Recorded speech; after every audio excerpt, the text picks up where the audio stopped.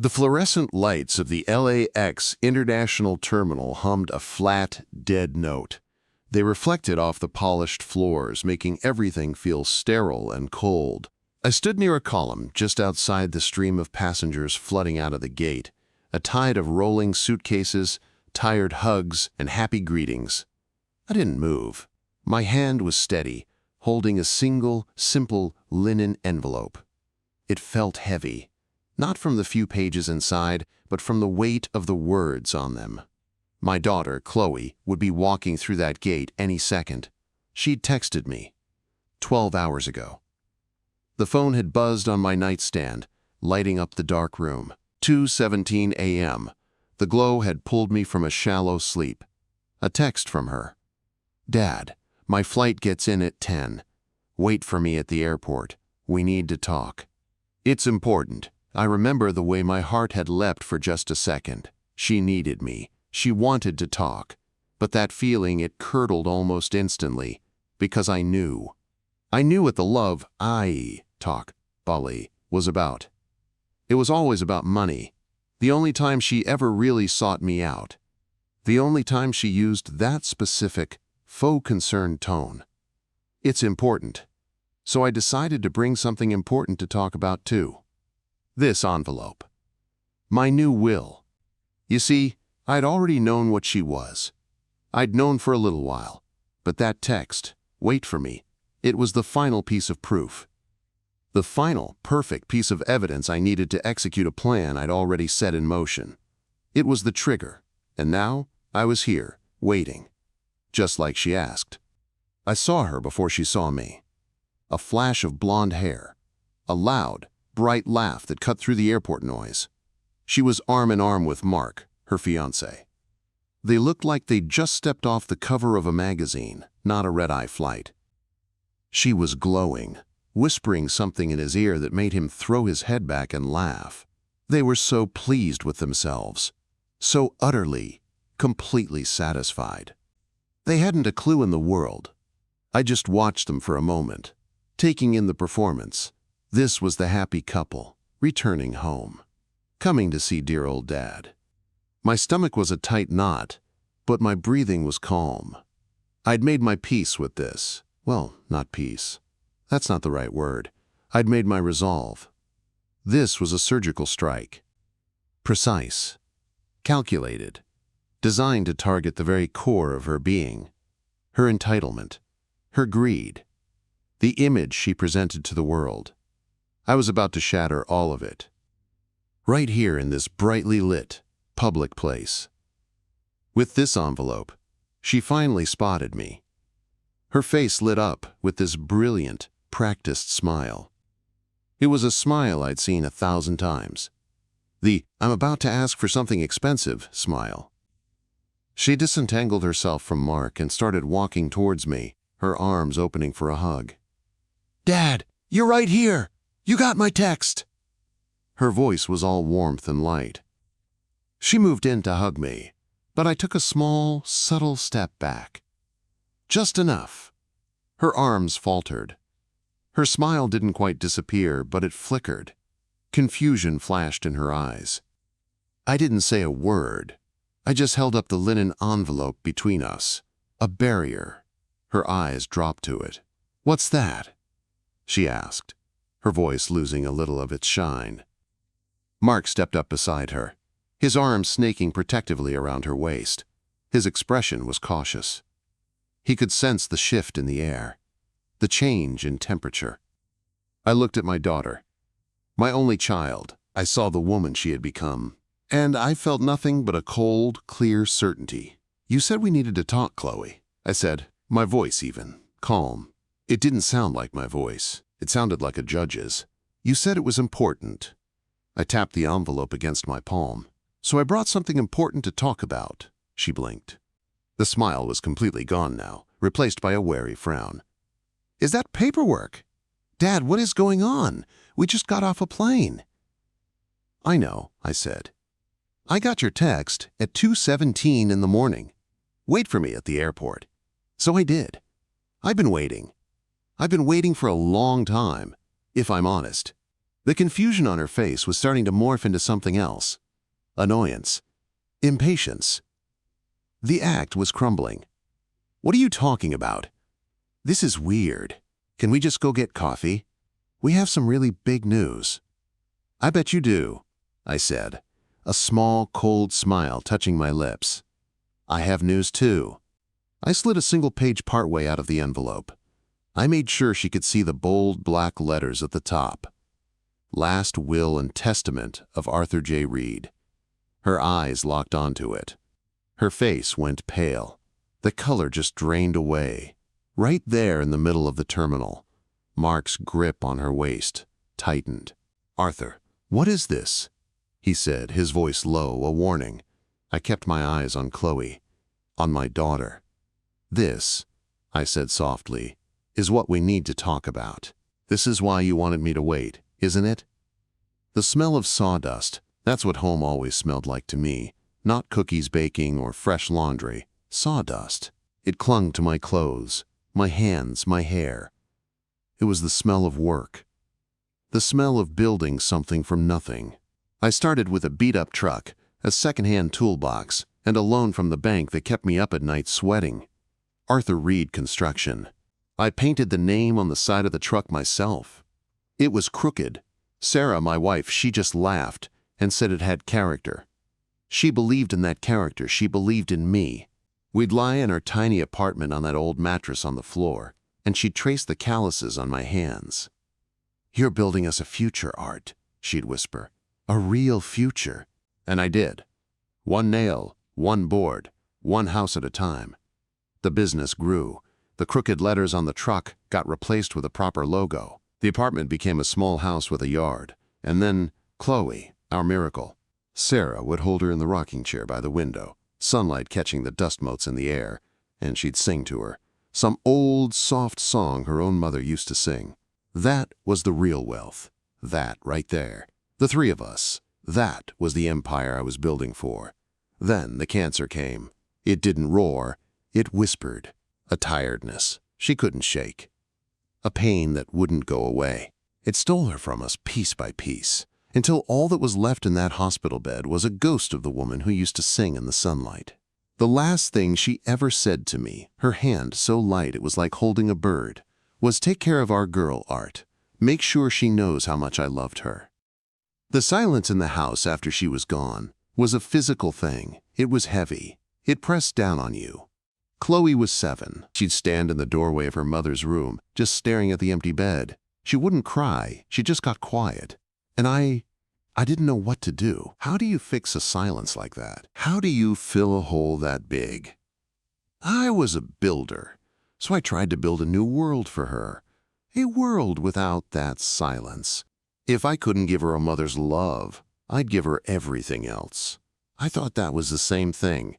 God, I was a fool. I remember the first time I did it, she'd had a nightmare. She was crying, really crying for the first time since the funeral. She wanted her mom. I held her, my heart breaking into a million pieces. I was desperate. "Shh, baby," I said, rocking her. "It's okay, Daddy's here. What do you want?" "Anything. Just tell Daddy what you want."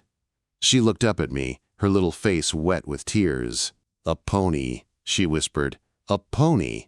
We lived in a suburb. We didn't have land for a pony. It was impossible." But the tears had stopped. She was looking at me with hope. "Okay," I heard myself say. "Okay, sweetheart. Daddy will get you a pony." I didn't get her a pony. I got her a horse. A beautiful, gentle mare I boarded at a stable 30 minutes away. The cost was astronomical. It didn't matter. She was happy for a whole week. That was the first brick. I built a foundation of guilt and paved it with money. The requests got bigger. A car at 16. Not a used one. A new, shiny red convertible. Her friends were jealous. She loved that. She started calling more, visiting less. The calls always followed a pattern. "Hi, Daddy. I love you. How are you?" So I was thinking, there was always a 4. So, my business got bigger. The houses I built got more expensive. The checks I wrote got bigger to match. I convinced myself I was giving her the life Sarah would have wanted for her, the best of everything. I was so blind. I'd sit in my office, the one with the dark wood and the leather chair, and I'd look at the photograph of Sarah on my desk. Her smile seemed sadder to me somehow, judging me.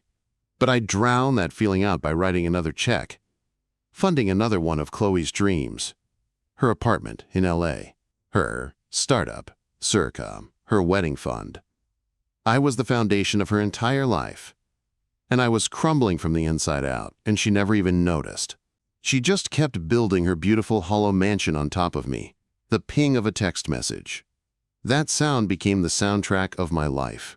It usually came in the evening, right around when I'd pour a single glass of whiskey, Kentucky bourbon, 2 fingers, no ice. The amber liquid would catch the light from my desk lamp and then, ping, I'd look at my phone, a little heart emoji next to her name, Chloe. My thumb would hover over the screen for a second before swiping it open. A part of me, the dumb, hopeful part, always thought, maybe this time it's just a, "How are you, Dad?" Maybe she wants to talk about her day. Maybe she's sending a picture of something that made her smile. It was never that. "Hey, Dad! Hope you're having a good night. So Mark and I found the most amazing venue for the wedding. It's perfect. Absolutely perfect. But it's a little pricier than we budgeted. Can you call me when you get this? Love you." The "love you" was always the period at the end of a request, a transaction. I'd take a slow sip of the whiskey. It burned going down. I'd look at the photograph of Sarah on my desk. Her smile was a fossil trapped in silver and glass. What would she say? She'd tell me to talk to her. To really talk to her. So I'd call. "Dad! Hi!" Her voice was always so bright, so busy. I could hear traffic in the background. She was always going somewhere, always in a hurry, always too busy for a real conversation. "Hello, Chloe. Got your text. This venue, how much pricier?" "Oh, just a little. Maybe another 75? But Dad, you should see it. It has this gorgeous view of the ocean. It's where me and Mark first. Well, it's just special." She knew how to sell it. She always knew how to frame a demand as a shared dream.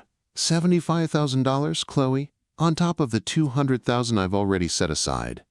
It's an investment, Dad, in our future. Mark says this is the kind of place that makes a statement. It sets the tone for the kind of life we're going to build. There it was, Mark says. His name was a constant echo in our conversations. The invisible third party in our relationship.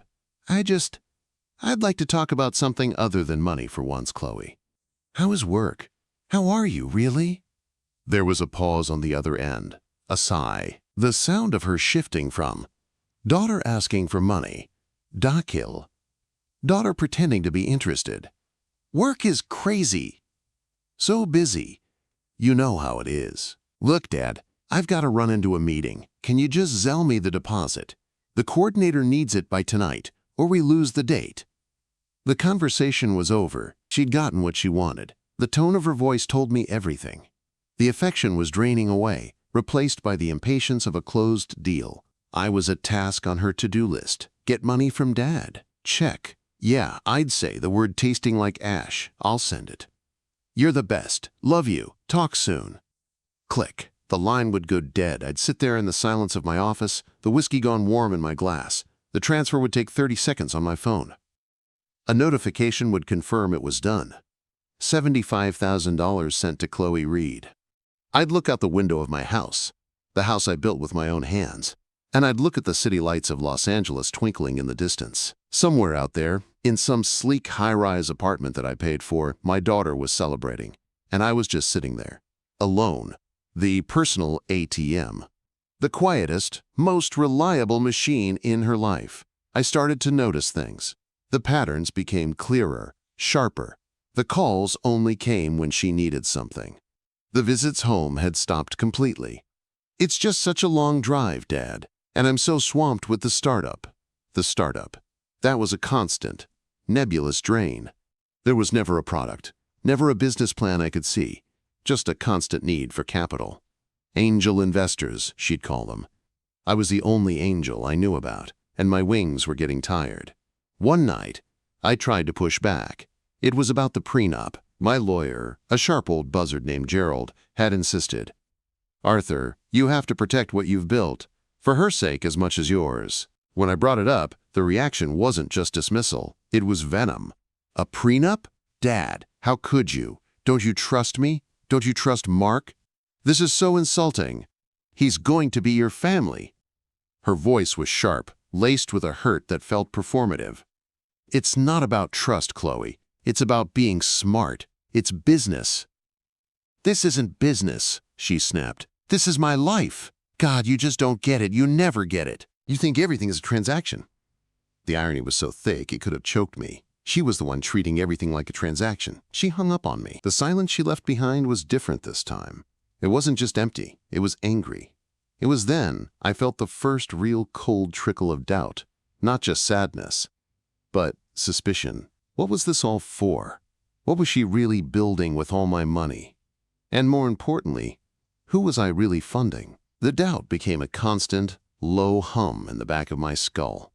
A tune I couldn't shut off. It was there when I woke up. It was there in the quiet of my office, buzzing underneath the sound of the grandfather clock in the hall. "You never get it. You think everything is a transaction."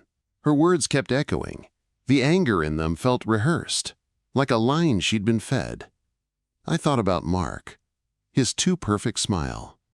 The way his eyes always did a quick, calculating sweep of a room, pricing out the furniture, the art, the people.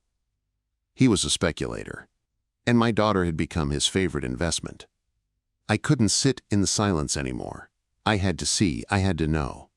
I told myself I was going to surprise her, drop by her apartment with lunch from that expensive Italian place she liked. Maybe we could actually talk. No phones, no Mark, just us, a father and his daughter. It was a pathetic, hopeful lie, and I knew it even as I was driving into the city, the takeout bag sitting on the passenger seat like a peace offering. Her building was a glass tower that speared up into the smoggy LA sky. Valet parking. A doorman in a ridiculously ornate uniform. I nodded at him, my work boots feeling out of place on the polished marble floor. The elevator was silent, shooting me up to the 24th floor. The hallway was quiet, carpet so thick it swallowed the sound of my footsteps. I found her door. 2407. I took a breath, rearranged my face into a smile, and raised my hand to knock. And then I heard it. Laughter. Her laughter. But not the bright, performative laugh she used on me. This was something else. Lower, colder, sharper. It was followed by a man's laugh. Mark's. They were home. My hand froze an inch from the door. The door wasn't fully closed. It was open, just a crack. Maybe the latch hadn't caught. A sliver of the apartment was visible. A modern, sterile living room. All white furniture and cold steel. A place that looked like a magazine spread, not a home. I shouldn't have. I know I shouldn't have. But I stood there. I didn't knock. I just listened. And he actually said yes. Mark's voice, clear as day. Just like that? Of course he did. Chloe's voice, dripping with a casual contempt that made my blood run cold. I told you. He's guilt-ridden. It's like taking candy from a very old, very sad baby. A beat of silence. My heart was hammering against my ribs. I felt a cold sweat break out on the back of my neck. The beach house, though, Chloe. $1.5 million. That's, even for him, that's a big ask. You told him it was for the startup?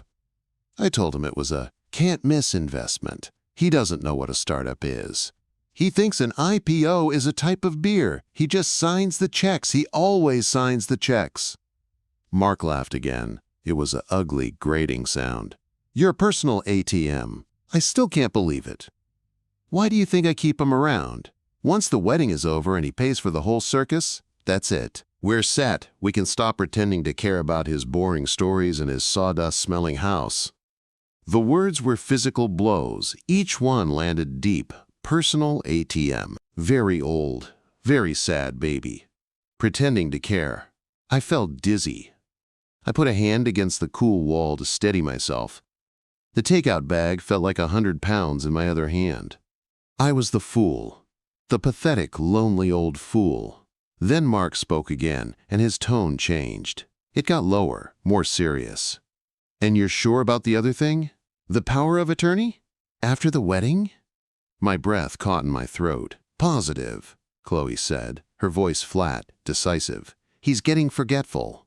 I'll have my lawyer draw up the papers. I'll tell him it's just to help me manage his estate while he's still alive, to avoid taxes or some other boring crap. He'll sign it. He signs everything I put in front of him, then we won't have to ask for anything ever again. We'll just take it." The world narrowed to that crack in the door. The cold air from their apartment washed over me. I could smell their expensive coffee, their designer candles. It smelled like betrayal. It was so much worse than I had ever imagined. It wasn't just greed. It was a cold, calculated plan for a total takeover. They weren't just draining the account, they were planning to steal the entire bank and then lock the old manager out. Power of attorney.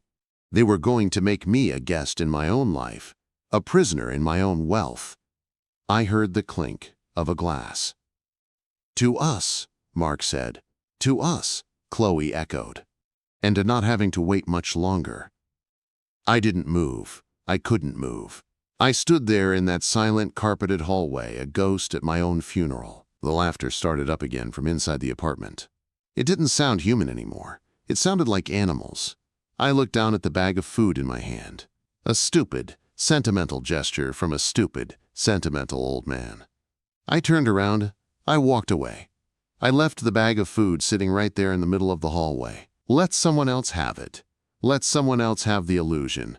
I took the elevator down. I walked through the glittering lobby. I got in my truck. I sat there for a long time, just staring at the steering wheel. The hum of doubt was gone, replaced by a silent, roaring void. A perfect, clear, and absolute emptiness. The kind of quiet you only get after a bomb has gone off and everything has been leveled. There was nothing left. No hope. No guilt. No love. Just rubble. And from rubble, you can build something new. Something strong. Something hard. I drove. I don't remember the streets, the lights, the turns. My hands were on the wheel. My eyes were on the road. But I wasn't there. I was back in that hallway, listening to my own annihilation. The words played on a loop. Personal ATM. Very old, very sad baby. Power of attorney. Each repetition sanded away another layer of the man I used to be. The grieving husband. The guilty father. The human checkbook. That man was gone, left in a puddle on the polished marble floor of that apartment building. What was left was something colder, sharper. A tool, not a person. An instrument of justice. My grief had been a swamp, pulling me down for years. Now it had flash frozen into a sheet of black ice. It was dangerous. It was solid. And it was finally something I could walk on. I didn't go home. Home was a museum of my own failure. The empty chair where Sarah should have been. The photographs of a daughter who didn't exist. I couldn't face those ghosts. Not yet. I drove to a part of the city that was all function, no sentiment. A grid of low, unassuming buildings, housing accountants, import/export firms, and law offices. I pulled into the lot of a beige, 2-story building. Gerald Wexler, Esquire, Estate Law. The letters were faded on the window. Gerald had been my lawyer since I was a young man with a crooked sign on a truck. He'd drawn up the incorporation papers for Arthur Reed Construction. He'd handled Sarah's will. He knew my entire life story. He was the only person I could talk to. The receptionist knew me. She gave me a small, sad smile and waved me back without a word. Gerald's office was a time capsule. Dark wood paneling, green glass lamp on the desk, shelves overflowing with thick leather-bound books that actually smelled like old paper, not air freshener. He looked up from a document, his reading glasses perched on the end of his nose. He took one look at my face and slowly took the glasses off. "Arthur," he said. His voice was a dry rustle, like leaves. "I wasn't expecting you. What's happened?" I didn't sit down. I stood in the middle of his office. my hands hanging at my sides. I felt like I was made of stone. "I need you to draw up a new will, Gerald." He leaned back in his creaky leather chair. "All right, some changes to the trust allocations. We can—" "No," I said. The word was flat, final. Not changes, a new one, from scratch. He frowned, steepling his fingers.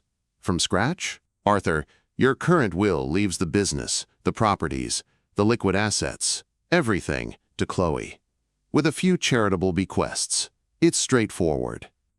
"It's void," I said, my voice still that same, dead calm. "I am revoking it. Today." The frown deepened. He knew me. He heard the tone. This wasn't a whim. "Son, talk to me. What is this about? Did you and Chloe have a fight?" I almost laughed. "A fight? That would require two people who cared enough to argue." "I finally listened," I said. "I finally heard what she really thinks of me, what she's been planning." I told him. I didn't shout. I didn't get emotional. I recited it like I was reading from a police report. The conversation I'd overheard. Word for word. The beach house. The personal ATM. The power of attorney. As I spoke, Gerald's face grew still. The professional mask of the lawyer slipped away, replaced by something older. Something like sorrow. And then, something like anger. When I finished, the only sound in the room was the faint hum of the lamp. He was silent for a long time. He looked down at his desk, at the neat stacks of paper that represented other people's lives, other people's families. He sighed, a heavy, weary sound. "I see," he said finally. He looked up at me. His eyes were sharp. "What is it you want to do?" "I want it all gone," I said. "Every last cent. I want her to get nothing, not a single dollar. Not the business, not the houses, not the stock, nothing." He nodded slowly, processing. "We can do that. We can disinherit her. The law's clear on that. You have every right. We'll leave it all to charity, the Sarah Reed Foundation. We can expand its scope. We'll make sure it's ironclad. She won't be able to challenge it." "Make it so she wouldn't get a dime, even if she could challenge it," I said. "Drain the accounts, put liens on the properties. I don't care. I want it to be a hollow victory if she even tries." A faint, grim smile touched Gerald's lips. "That's my job. I can make it a fortress." He picked up a pen. "This is a permanent decision, Arthur. You understand that? Once this is signed and witnessed, it's done." I looked at him. I thought of Sarah's photograph on my desk. I thought of her last words. "Take care of our girl." This was taking care of her. It was the hardest, cruelest, most loving thing I could possibly do. It was the first real parenting I'd done in 20 years. "I've never been more sure of anything in my life, Gerald. She doesn't want a father. She wants an executor. So that's what I'm going to give her. The executor of an estate that no longer exists." Gerald held my gaze for a moment longer, then gave a single, sharp nod. He pulled a fresh legal pad toward him. The scratch of his pen was the only sound in the room. It was the sound of a door slamming shut, the sound of a lock turning. It was the most satisfying sound I'd heard in years. The text came in at 2:17 a.m., exactly 12 hours before her flight landed. The buzz was like a starter's pistol. My phone lit up the dark of my home office. I'd been sitting there for hours in the dark, waiting, not hoping she wouldn't send it, knowing she would. The screen glowed. "Dad, my flight gets in at 10. Wait for me at the airport. We need to talk. It's important." I picked up the phone. The words were so perfectly, predictably her. The false urgency. The implied intimacy. Wait for me. It was her summoning the faithful old hound. She expected me to be there, tail wagging, checkbook in hand, ready for my next command. I typed my reply. 2 words. Of course. The perfect, obedient response. The response she expected. The response that would lull her into her final, triumphant sense of security. She was probably on the tarmac already, taxiing for takeoff. She'd get my message in the air. She'd read it, and she'd smile that cold, satisfied smile. She'd squeeze Mark's hand. "See?" she'd think. "I told you. He's right where I want him." I stood up. The plan was already laid out in my mind, step by meticulous step. This was the execution. This was the build. First, the shower. I let the hot water scald my skin, washing away the last traces of the sleepless night. I wasn't washing away doubt. I was warming up the machine. I shaved with a straight razor, the blade scraping away the gray stubble with surgical precision. Every movement was calm, deliberate. I walked to my closet. I bypassed my usual flannel and denim. I went to the very back. My one good suit. A charcoal gray wool suit I'd had tailored for Sarah's funeral. I hadn't worn it since. I put it on. The fabric felt strange against my skin. Heavy. Formal. It was my armor. My uniform for this final mission. I knotted a simple black tie. I looked at myself in the mirror. I didn't see a grieving father. I saw an executor, a man of business here to settle a final account. Next, the document. I went to my desk. The new will. Gerald's paralegal had dropped off the final witnessed copies an hour ago. I took one of them. I didn't need the whole thing, just the first page. The one with the most important lines. I, Arthur James Reed, hereby revoke all prior wills and codicils, and my daughter, Chloe Reed, shall receive no share of my estate of any kind. For reasons known to her and to me, I fed the single page into the printer. The machine hummed, and the laser laid down the words that would end her world. I slid the page into a simple, thick linen envelope. It felt weightless, and yet it contained the sum total of my life's work. It contained the future she thought was hers. I picked up my keys. The drive to LAX was a silent procession. The pre-dawn streets were empty. The city was still asleep. My headlights cut through the gloom. I didn't turn on the radio. The only sound was the hum of the tires on the pavement and the cold, clear narrative running through my head. I wasn't Arthur Reed, the betrayed father, anymore. I was a fact. I was a consequence. I was the final number in a long column of numbers she had chosen to ignore. I parked in the short-term garage. I didn't rush. I checked my watch. 9:15 a.m. Plenty of time. I walked through the automated doors into the bustling chaos of the international terminal. The noise hit me like a wall. Announcements in a dozen languages. The rumble of suitcase wheels. The chatter of 1,000 reunions and goodbyes. I found my spot, a pillar near the exit of her gate. A perfect vantage point. I could see the doors where the passengers would emerge.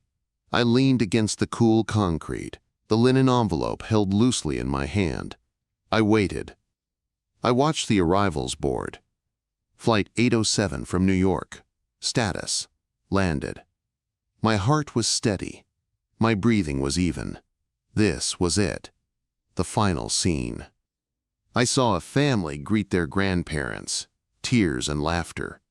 I saw a businessman hurry past, phone to his ear. This was a stage, and everyone was playing their part. And I was the lead actor in a tragedy I had finally decided to rewrite into a justice play. I saw them before they saw me. A flash of blonde hair.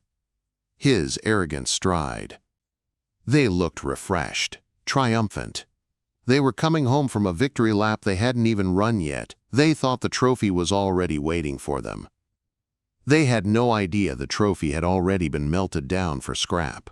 I watched them walk, caught up in their own private joke.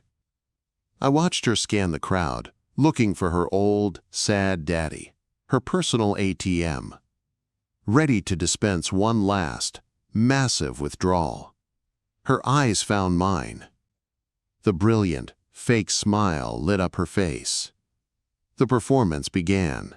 She started walking toward me, arms opening for the hug that would be the opening act of her negotiation. The hug that would soften me up. I didn't move, I just watched her come. I held up the envelope. A small, simple gesture, a flag raised on a battlefield only I knew existed. Her smile flickered. The first crack in the facade. The first hint that the script she'd written had just been torn to pieces. The machine was running perfectly. The execution was underway. And she didn't even know she was already dead. Her smile didn't just fade, it shattered. It fell off her face like broken glass. Her arms, halfway raised for a hug, dropped to her sides as if the strings had been cut. Her eyes were locked on the envelope, then flicked back to my face, searching for some hint of a joke, some trace of the pushover dad she thought she was meeting. Dad? What is that? Her voice was smaller now. The bright, fake energy was gone, replaced by a wary confusion. The actress had forgotten her lines. Mark stepped closer, his body language shifting from casual to protective, a predator sensing a threat. "Arthur? Is everything okay?" he said, his voice a low, careful neutral. He was trying to recalibrate, to figure out what game we were suddenly playing. I kept my eyes on Chloe. I tapped the envelope lightly against my palm. "You said we needed to talk. You said it was important." My voice was flat, calm. It wasn't the voice of her father. It was the voice of a banker denying a loan. "So, I brought the most important thing I could think of to discuss." Her brow furrowed. The impatience she always had with me was starting to bleed through the confusion. "Dad, this is weird. Can we just go get coffee? We have big news, really big news." She tried to muster a smile, but it was a weak, trembling thing. "I bet you do," I said. A small, cold smile touched my lips. It didn't reach my eyes. "I have news too." I slowly, deliberately slid the single page partway out of the envelope. I made sure the bold, black letters at the top were the first thing she saw: Last Will and Testament of Arthur J. Reed. Her eyes widened, her mouth opened slightly, but no sound came out. The color drained from her face, leaving a stark, pale mask of foundation. She looked like she'd been slapped. Mark saw it too. His arm tightened around her waist. "What the hell is this, Arthur?" he snapped, the careful neutrality gone, replaced by a sharp, defensive anger. "This is a sick joke." "It's no joke," I said, my voice still that same, infuriatingly calm monotone. I kept my gaze on Chloe. "This came to my lawyer yesterday, after I got your text. The one you sent at 2:17 a.m., wait for me at the airport, so I did, and I brought this." Chloe found her voice. It was a thin, reedy thing, choked with a panic she was trying desperately to control. A new will? Why would you— Dad, what are you talking about?" Her eyes were pleading now. The performance had shifted to desperate damage control. "It's very simple," I said, as if explaining something to a child. "It states that upon my death, my entire estate, the business, the houses, the investments, the liquid cash, everything, it all goes to the Sarah Reed Foundation. It helps underprivileged kids learn a trade, get a start. It doesn't go to you." The words hung in the air between us. The noise of the airport, the announcements, the crowds, seemed to fade into a distant roar. I watched the meaning of the words detonate behind her eyes. The total, absolute disinheritance. The complete and final revocation of her birthright. "No," she whispered. The word was a breath. Then it grew stronger, fueled by a rising tide of disbelief and fury. "No, you can't do that. That's my money. That's my future." Her voice was rising, attracting glances from passing travelers. Mark tried to shush her, his own face a mask of stunned fury. "It was my money," I corrected her softly. "And I can do with it what I want, and I no longer want you to have it." "Why?" she shrieked. The mask was completely gone now. Raw, entitled rage was all that was left. "Because I asked you for help? Because I'm getting married? Is that it? You're punishing me for having a life?" I looked at her, really looked at her. At the woman my guilt and money had built. And in that moment, I didn't feel victory. I didn't feel the cold satisfaction I thought I would. I felt a grief so profound, it was like a physical hole opening up in my chest. This was my daughter, my little girl, and I was watching her break apart in front of me in an airport because I was taking her money away, The revenge was perfect. It was exactly what she deserved. And it was the most tragic thing I had ever done. "The only joke," I said, my voice barely above the airport noise, but cutting through her hysterics like a knife, "was me thinking I could buy your love.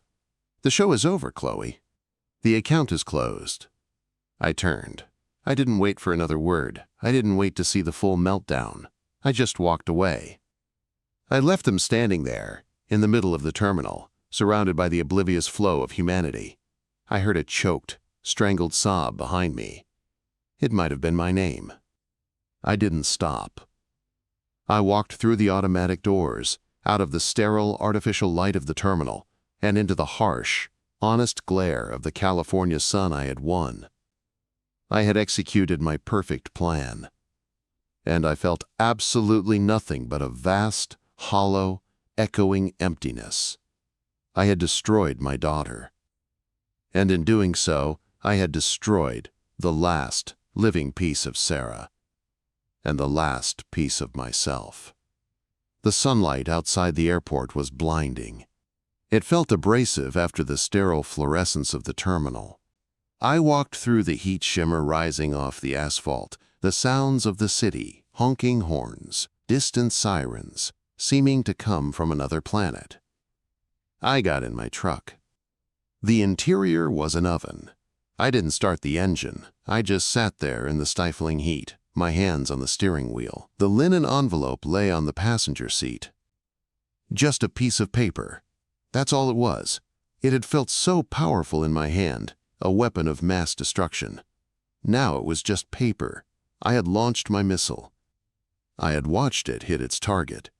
And now there was just the silence after the explosion. I started the truck. The air conditioning blew hot, then slowly cool. I didn't drive home. I drove without thinking, without a destination. The streets guided me. My hands turned the wheel on their own, following a path they'd traveled 1,000 times before. I found myself on the old, winding road that led up into the hills. The road got quieter. The manicured lawns and sprawling houses gave way to wilder, drier land. And then I saw the iron gates, Oak Grove Memorial. I pulled into the familiar lot, the gravel crunching under my tires. The place was quiet, still. The only sound was the wind whispering through the ancient gnarled oak trees that gave the place its name. I knew the path by heart. Left at the main fork, past the angel statue with the broken wing, up the slight incline. The grass was dry under my feet. The headstone was simple. Dark granite, Sarah, Elizabeth Reed. Beloved wife and mother. There were fresh flowers in the vase. Lilies. Her favorite. I must have put them there a few days ago. It felt like a lifetime. I stood there for a long time, just looking at her name. The sun warmed the back of my suit jacket. I could still smell a faint trace of Chloe's perfume on the fabric from when she'd almost hugged me. A final, ghostly reminder. "I'm sorry, Sarah," I said. My voice sounded rough, unused. It broke the sacred silence of the place. "I failed her. I failed you." I let out a long, shaky breath. The cold resolve that had carried me through the last 12 hours was finally cracking. The emptiness inside began to fill with something else. A deep, aching sorrow. Not for me. Not even for Chloe. For the loss of it all. The beautiful, broken dream of our family. I thought I was giving her everything. I was just building a monster. I gave her everything she wanted and nothing that she needed. A bird landed on a branch nearby, tilting its head at me. It chirped once, then flew away. The wind picked up, rustling the leaves. It sounded like a sigh. "I did something today, Sarah. Something final." I swallowed hard. I thought it would feel like justice. I thought I'd feel strong. I just feel old and tired. I reached out and touched the cool, rough granite of her headstone. The stone was real. Solid. It was the only thing that felt real anymore. The trust? The foundation in your name? It'll do some good now. It'll help kids who actually need a hand up, not a handout. I think you'd like that. I stood there until the sun began to dip lower in the sky, casting long shadows from the trees.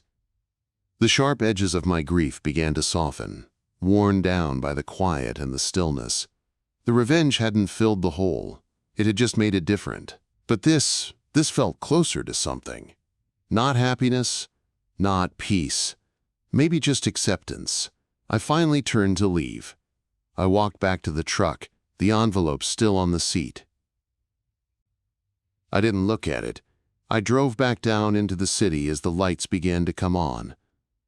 The world was moving on. My phone was silent. No calls, no texts. The silence was permanent now. And I knew, somehow, that I had to learn to live inside it. Sometimes, the hardest wait is the wait for someone to change. You keep hoping, you keep giving, you keep looking for a sign that the person you love is still in there somewhere. You wait for them to become who you know they could be. And sometimes, the strongest thing you can do is stop waiting. You have to accept who they are, and you have to protect yourself from them. It's the last, hardest lesson of love, knowing when to let go. Not with anger, not even with justice, but with a quiet, final sadness. And then you just keep walking.